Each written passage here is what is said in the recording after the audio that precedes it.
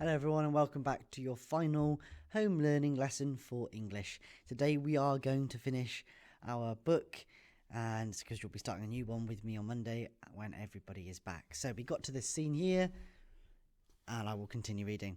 Arthur looked on, feeling impossibly small and helpless, and then he saw the beast right in front of him. In fear, Arthur ran as fast as he could into the forest to hide. Fenrir's powerful nose quickly sniffed Arthur out, and a gigantic claw began to creep closer and closer. In that moment, Arthur was struck with an idea. He jumped up, ready to bash the wolf on its nose, but Fenrir was too quick, and with a loud crunch, he bit Arthur's hand straight off. Oh dear, there goes Arthur's hand. Oops, I hope you can see. Oh dear, so now Arthur has no arm. And then Arthur pulled out his real hand. Fenrir had been tricked. The huge beast had bitten the hand of time and swallowed it whole. His whole body froze in an instant, except for his eyes, which blinked with confusion. So look, he'd hidden the hand of time up his sleeve, and Fenrir had bitten it off. After defeating Fenrir's minions, Thor was able to tie Fenrir up while Arthur beamed with pride. And there we go. Arthur is very happy with that one. As they flew back to Arthur's frozen town, a bolt of lightning crashed down from the clouds into the main square. The great fire burst into life and ice began to melt. So there we are, they're flying back. Sorry, I really find it difficult doing back to front. And then the great fire has been relit.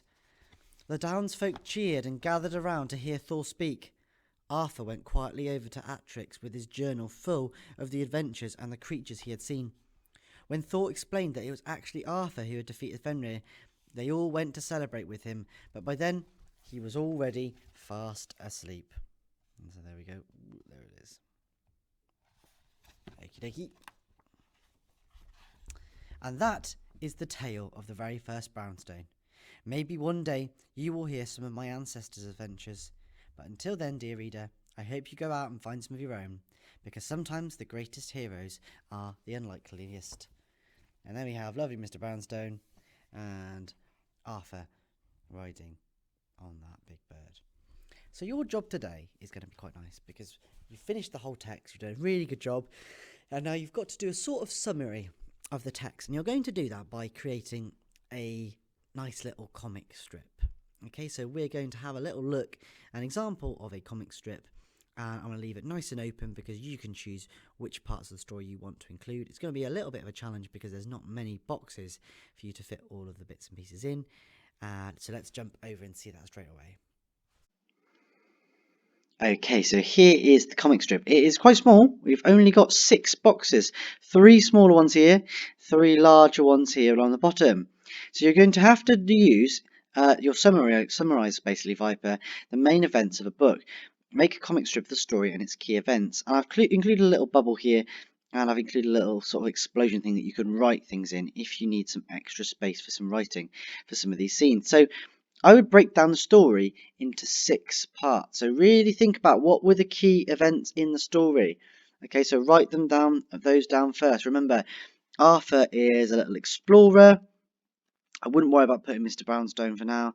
And Fenrir comes along. He knocks it over the fire. He goes to see Thor. He goes on his little adventure. The townspeople think he's not good enough, but he goes on his adventure anyway across the big sea. He has to go up those big steps up to find Thor, who tells him that he needs to go and basically make a rope. He needed to catch the sound of a sneaking cat, didn't he? As part of that, he climbs up the world tree and he falls down, but he's saved. And then remember, Odin makes the nice little golden rope before there's a bit of a trap where Fenrir and his nasty minions try to kill them. And then Arthur has his hand bitten off, but it's not really his hand, it's the hand of time. And finally, at the end, Thor manages to relight the fire with a big bolt of lightning. So I've given you some good clues there.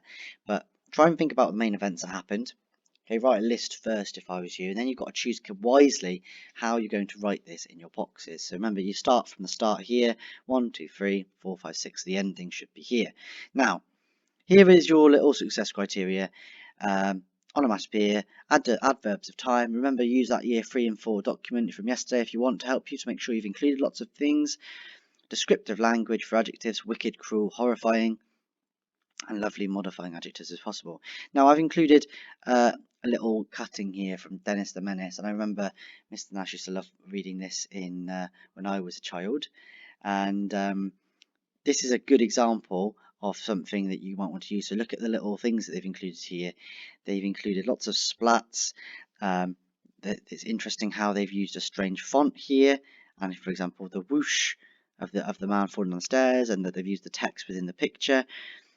Lots of other things that they've included. And here's some splat because he's had some sort of strange custard bath. And again, they've used the text in the image. So you don't need to worry about Dennis the Menace, but I used to like reading this as a child. But it was good because you could see sometimes they use text within the pictures. Luckily, you've got text below, but you will have to write quite small to fit it all in here.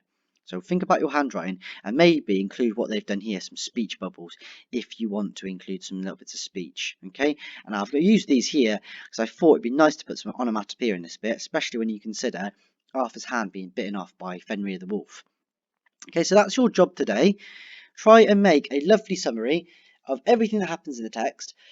Try not to include everything though. That's why I know I've just said everything. I probably shouldn't have said that. Try and include the main things that you think are really, really important within this text.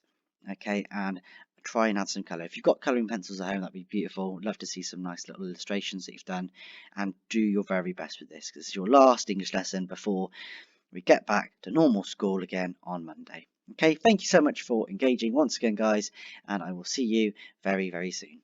Cheers, guys.